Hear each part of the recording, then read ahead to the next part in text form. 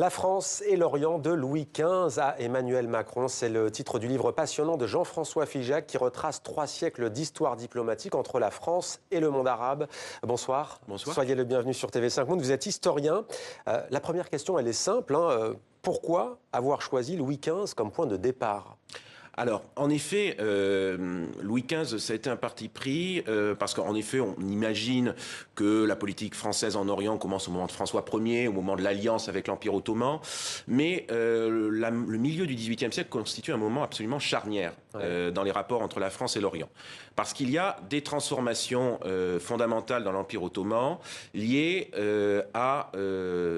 aux ingérences successives de la Russie en direction de la Méditerranée, qui cherche à avoir un accès aux mers chaudes.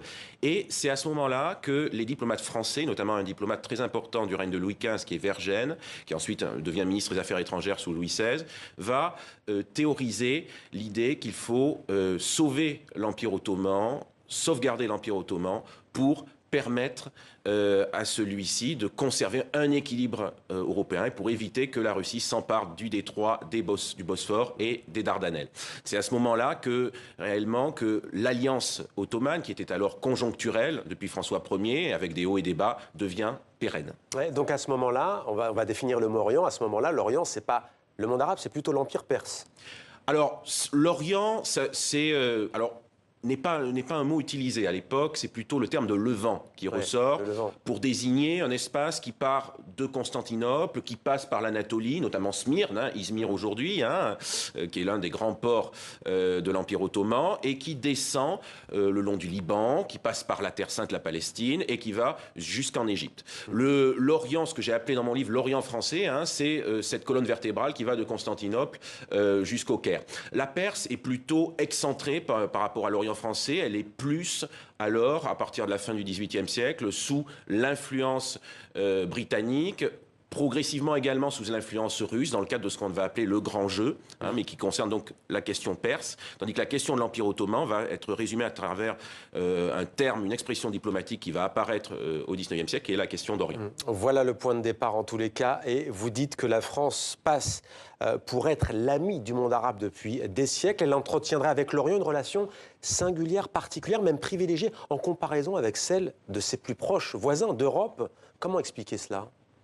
Alors, il y a plusieurs raisons. Il y a déjà la géopolitique qui est majeure, et il faut revenir ici sur l'expédition d'Égypte, qui est à la base de toute cette mythologie et de l'imprégnation de l'Orient, notamment l'Orient arabe, dans la société française et dans l'opinion publique.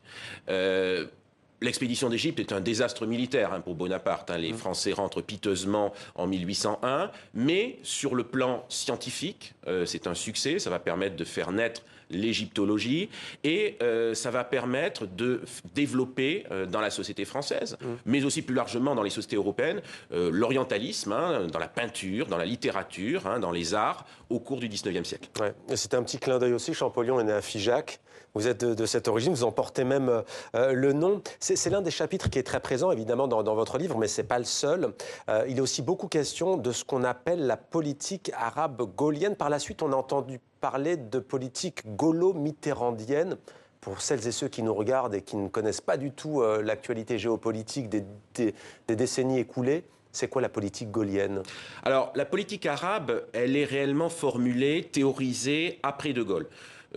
C'est plus donc une pratique, un ensemble de pratiques. Elle est formulée dans un livre de 1973 sous la présidence de Georges Pompidou par deux arabisants, Paul Balta et Claudine Rulot, dans la politique arabe de Gaulle à Pompidou, qui est un best-seller de l'époque. Et c'est à ce moment-là qu'ils emploient pour la première fois l'idée de politique arabe.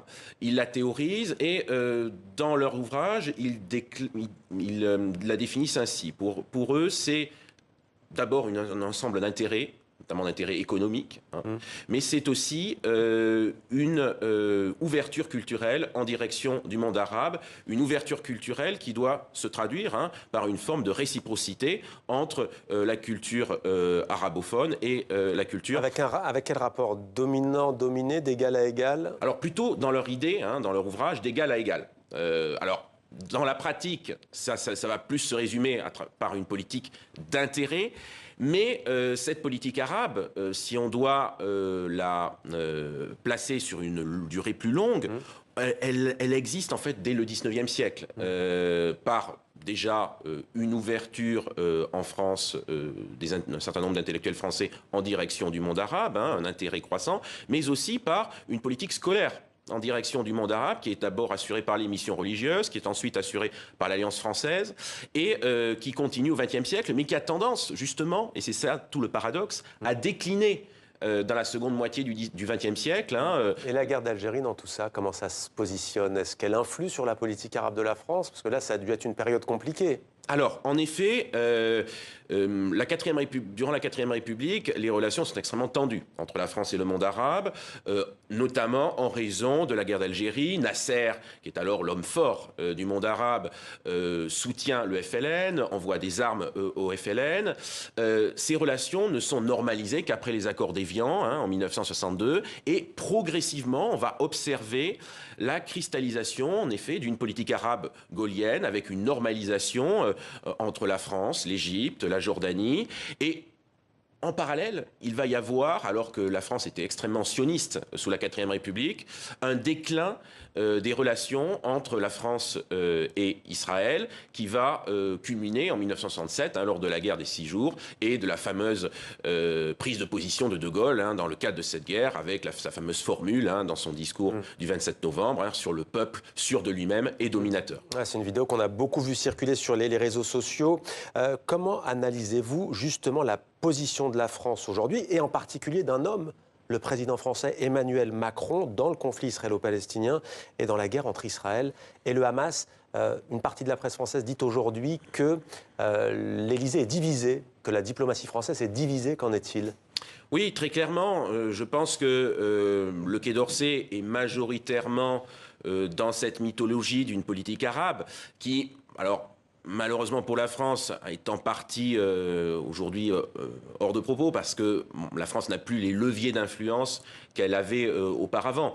On voit que les puissances régionales ont beaucoup plus d'influence sur la situation. On peut penser notamment à l'Arabie Saoudite, on peut penser également au Qatar. Par conséquent, les prises de position des uns et des autres sont plutôt des effets de style. Et là, on le voit très bien avec Emmanuel Macron, qui cherche à se placer dans le sillage d'une politique arabe qui existe depuis De Gaulle. Ça, c'est le premier quinquennat. C'est le premier quinquennat. Aujourd'hui, alors, il a eu, au début du conflit à Gaza, une position qu'on pouvait interpréter comme pro-israélienne. Il semble avoir rééquilibré un petit peu sa position, mais, bon, malheureusement, je pense que c'est aussi lié à la situation qui est insoluble en Israël. Il ne parle pas, par exemple, de solution à 2 États. Il parle de solution politique. Bon, c'est assez vaseux. On ne voit pas ce qu'il peut mettre derrière. Hier, il me semble que le président français a parlé d'une solution à 2 États au même titre que Joe Biden, à vérifier, mais il est toujours sur cette ligne-là, sur le papier. Sur le papier, mais il parle surtout, il dit en fait qu'il faut faire en 2 temps. Il faut d'abord éradiquer... Alors, comment on éradique d'ailleurs le Hamas avec un cessez-le-feu, ça c'est un autre sujet. Et éradiquer le Hamas et dans un second temps entamer un processus politique. Le problème, c'est que la solution à 2 États, avec qui on l'engage? Avec le Hamas, ça me semble impossible. Avec le Fatah et Mahmoud Abbas, ça me semble également assez compliqué, sachant qu'il a été en grande partie discrédité et il n'est que finalement, il ne gère que toute petite partie des territoires palestiniens. C'est le maire de Ramallah, Mahmoud Abbas, aujourd'hui. Donc il n'a plus de place politique. Alors ça pourrait être par une 3e solution. Et la France pourrait porter d'ailleurs cette solution-là. C'est par exemple, mais il faudrait pour cela que le gouvernement israélien, qui ne va pas dans cette direction-là, change. Il faudrait par exemple essayer d'évoquer la libération de prisonniers politiques palestiniens, notamment Marwan Barghouti, qui était le numéro 2 du Fatah, qui est emprisonné depuis plusieurs années, voilà, depuis la deuxième intifada, et qui pourrait être un recours, d'autant plus qu'il fédère une partie du peuple palestinien, et en plus, il a le deuxième avantage d'être un laïc. Alors, il y a eu la Palestine mandataire, on parle des Britanniques qui étaient très présents, de la France aussi. Il y a un pays qu'on n'a pas cité depuis le début de cet entretien, c'est le Liban. Alors, qu'est-ce qu'on va nous dire sur le Liban dans cette tradition entre la France et l'Orient?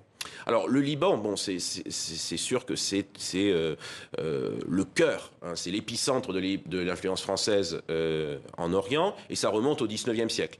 Très clairement, c'est à ce moment-là que le soutien aux chrétiens d'Orient, notamment aux maronites, mais pas que, également aux chrétiens orthodoxes, se développe, et ça se conclut par, en 1860, une expédition française dans le contexte d'affrontements interconfessionnels au Liban, et le soutien qui est fait aux maronites par Napoléon III. Par la suite, ça se matérialise par la création du mandat français en Syrie et au Liban, après la Première Guerre mondiale. Et ce mandat français va être l'occasion de tisser un lien particulier avec le Liban qui ne sera pas démenti ensuite, puisque sous De Gaulle, le Liban, c'est à ce moment-là que naît, notamment en France, le mythe du Liban comme la Suisse de l'Orient. L'idée que le Liban serait un pays qui est modèle dans le monde arabe. Un mythe qui s'est effondré, hélas. Et un mythe qui, malheureusement, en effet, s'est effondré au moment de la guerre civile, et puis ensuite... Alors, c'est une fresque historique, diplomatique, d'aucuns diront un millefeuille dans le bon sens du terme temporel. Mais attention, on en apprend beaucoup sur les relations entre la France et l'Orient, mais aussi beaucoup sur les ruptures, dites-vous, politiques et sociales dans l'Hexagone même, en France, autant que sur la place de la France au Levant. Pourquoi sur la société française? Justement, c'est la spécificité de la France par rapport au Royaume-Uni ou à d'autres puissances européennes. C'est-à-dire qu'il y a toujours eu un écho, une passion vis-à-vis du Proche-Orient dans la société française, avant même d'ailleurs le conflit israélo-palestinien. Si on remonte au XIXe siècle, j'évoque les fièvres orientales, ou même on pourrait dire des fièvres orientalistes, au moment des crises qui secouent l'Empire ottoman. Alors on peut penser à la guerre d'indépendance grecque, on peut penser aussi à la guerre de Crimée. Dans ce cadre-là, la population française, et notamment la classe politique, cherche à se politiser, et pour eux, elle se politise en 2 points. Tout d'abord, la crise orientale et les prises de position des uns et des autres sont des révélateurs, et on le voit encore aujourd'hui dans les prises de position notamment de la France insoumise, sont des révélateurs des clivages de politique intérieure.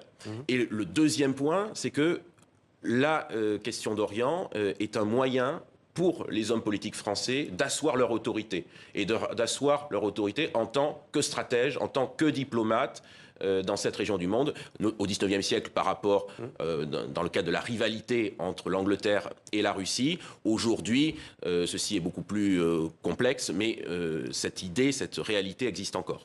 Merci beaucoup Jean-François Figeac d'être venu nous éclairer sur cette question. Donc la France et l'Orient de Louis XV à Emmanuel Macron, un livre à lire absolument passionnant.